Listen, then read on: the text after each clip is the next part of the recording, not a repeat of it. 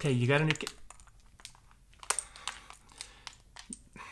fancy schmancy new camera, and you want to take great portraits of your friends, and you've noticed that the portraits you really like are the ones where the subject is in focus and the background is all blurry, because that puts emphasis on the subject.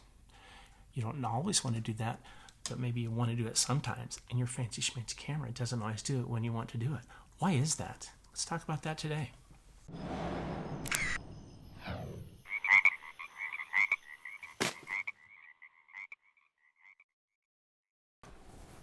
Imagine this dining room table is the area that you want to take your picture in, and the subject of your picture is your friendly Mr. Dalek right here. Now, the camera is over there, and infinity is over there, so you're shooting in this direction. Now, you want to get a nice picture of Mr. Dalek. You don't really want a lot of stuff to clutter it up, but unfortunately, on this particular day, you've got a big yellow bus right here, which is in your field of view. And you've got a big blue boppy plane over here, which is also in your field of view. Now, maybe you like those things, maybe you don't, but until you understand what depth of field is, you won't really be able to control. I mean, okay, of course you can move so they're not, but let's say you can't do that, right? The camera's got to be there, and these have got to be here, right? Because that's, a lot of times you do take pictures, and there's just something in the background that you don't want there, and you can't really move it, and you need the subject to be where the subject is, so that's, Now, if you have a DSLR or mirrorless camera of any kind that allows you to control the f-stops, you have the ability to either make more narrow or more wide the depth of field or the area that will be in focus. So let's imagine that my camera is set up so that everything in this leaf here is pretty much in focus. Everything up here towards the camera in the foreground is not in focus. Everything past this line here is in the background and is not in focus, and only this is in focus. The way that's controlled is by your f-stops on your camera. I'm not going to get too technical. You can get really technical about this, and I'm not going to do that.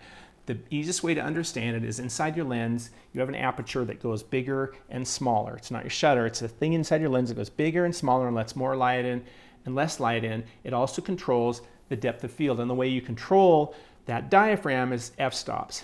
Now, what happens is when you make your f-stops go smaller, it's like 1.4 or 2, that makes your diaphragm get really big, and that actually narrows the depth of field.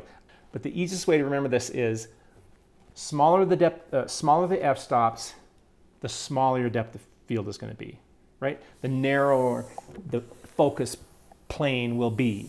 If you have the very smallest depth of field, you might only have, it depends on the camera and the lens and everything and where you are, but you might only have this much in focus. If you go up to like a 22 or a 16 or something like that, then you might have a wider depth of field, or you should have a wider depth of field, and you might get everything in focus. Okay, so let's demonstrate that right now by putting the camera over there, taking pictures of the subject, having the bus in the foreground, and Mr. Plane in the background. Okay, so I've taken the pictures and thrown them into Lightroom so that we can illustrate how different pictures look based on different f-stops. What we've got here is, by the way, I have the f-stop written right here. This is f-stop 1.4. I should probably point out that different lenses have different capabilities so far as f-stops are concerned. So your camera may not get to 1.4. In fact, it's likely if you are new to this and you have a kit lens that came with the camera, it's going to be more like f4, f5.6. And it also might change depending on how you've zoomed in. So there's other variables. So don't be surprised if your camera doesn't go down to 1.4. It depends on the lens. This particular lens goes from 1.4 to 22. In this particular case, you can see that it's 1.4, and Mr. Yellow Bus is pretty dang blurry, and Mr. Blue Plane is pretty dang blurry, but Mr. Dalek is pretty much in focus. And as we move along, you can see that the f-stop up here, as it gets bigger, the aperture gets smaller, and now it's letting more things become focused. And you can see that as we go along. It's probably a good time to mention that the blur that you see, the nature of that blur is called bokeh. You'll hear it pronounced different ways. I assure you it is actually pronounced bokeh, bokeh, bokeh. It's Japanese. I lived there for 5 years. I know. So as we go along, you can see that the larger f-stops produce more depth of field. Until finally, when we get up to about f22, with pretty much everything's in focus. The little yellow bus isn't quite in focus. That's because he was probably a little too close to the lens, and lenses can only focus on things that are a certain distance. So, but still, I think you see the point. Now, if you want to change the amount of blur in the background and the foreground, you need to make the f-stop on your camera smaller or larger. Smaller makes it more blurry, larger makes everything more in focus. Now, so far, everything I've told you is true, but I haven't told you everything. There's a couple more things you need to understand. One, you're probably saying, well, I don't know even how to adjust the f-stops on my camera, and let's talk about that now. But before we talk about that, I should quickly also tell you that there is a thing called the exposure triangle, right? They include f-stops, which we've been talking about, shutter speed, which we haven't talked about, and ISOs, which we haven't talked about. Now, shutter speed and ISO and this whole triangle, we'll talk about more in another video, so let's just put that aside for right now. But it is important to understand that f-stops control more than just the depth of field. They also control the amount of light. They're one of the controls that control the amount of light coming into your camera, and that's important because now, if you look, again, as my f-stops are becoming smaller, see that number below though? That's the shutter speed. So the shutter speed is having to compensate for that and change so that the exposure or the light and darkness of the photo is more or less the same, even though I'm changing the size of the aperture.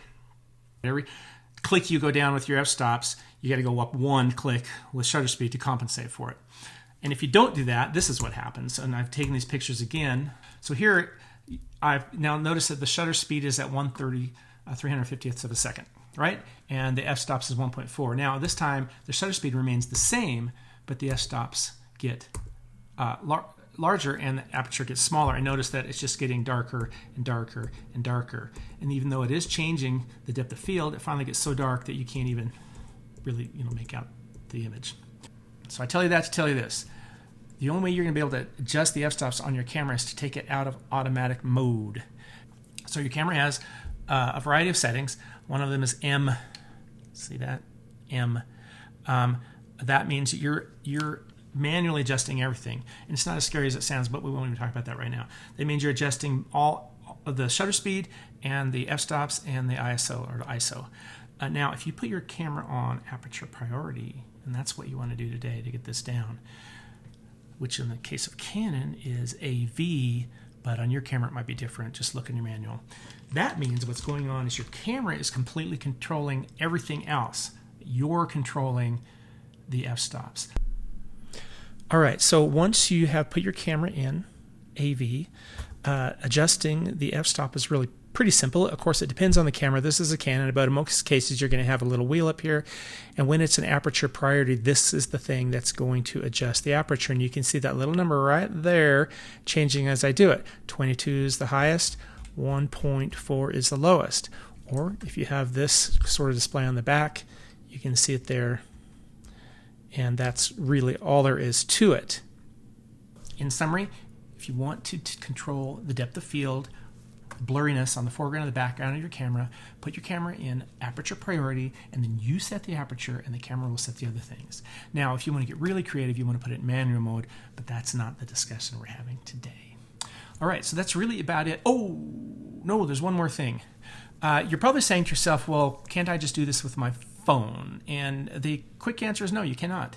The reason that is because a phone, I don't have a phone because I'm recording on my phone, but a phone, let's say this is a phone. It's a GoPro. It's not a phone. Your phone doesn't have a variable aperture. Your phone has an aperture that stays the same. Your phone has the ability to change the shutter speed and the ISO if you want, but the aperture won't change. So you cannot adjust it in the way I've discussed. Now, what you can do, though, thanks to physics, is like if this is your subject, you put the camera closer to the subject and the background will be more blurry. If you take your camera farther away from the subject and the background, and depending how far the background is away, it will become less blurry. Okay? Now, you're also probably saying to me, well, now I know for a fact on my iPhone, it's got portrait mode and I can make the background blurry. That's not what we're talking about. That's software. Your camera's basically understanding where the subject is and then blurring out the background using software, which is fine, but that's not what we're talking about here. So that's about it, really. This is Greg Lewis from Orange Frog Photography Frog Vlog. If you have any comments or questions, please leave them in the comment section below. And if you would be so kind to subscribe, that would be awesome. Thanks again, and stay focused.